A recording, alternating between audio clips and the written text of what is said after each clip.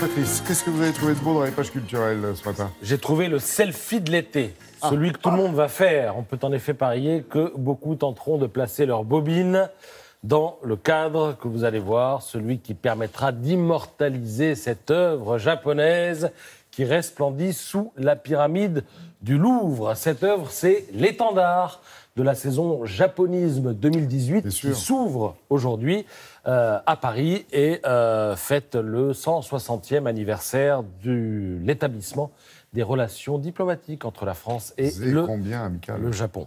Alors, regardez cette œuvre, elle fait 10 mètres de haut, elle pèse 3 tonnes.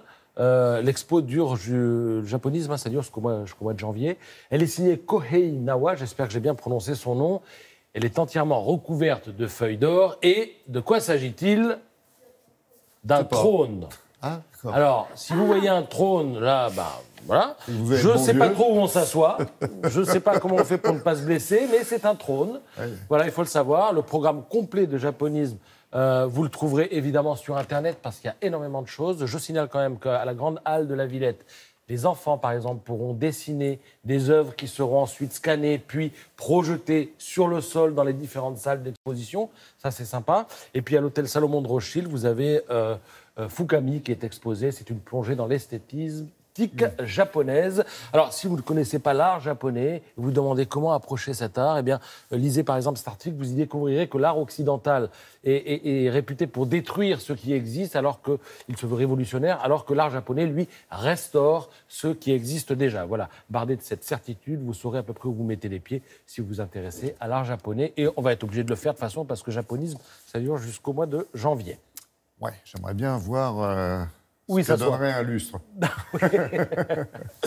Avignon, forcément, le festival, dossier spécial dans le Figaro ce matin, mais dossier centré sur le off d'Avignon. Imaginez qu'il y a 1538 spectacles. C'est redoutable d'abord pour les compagnies du festival officiel. C'est redoutable aussi pour le spectateur. C'est-à-dire que le catalogue fait 448 pages. Vous arrivez là-bas, vous vous retrouvez devant tout un tas de pubs, avec le catalogue sous le bras, et vous vous dites, qu'est-ce que je fais?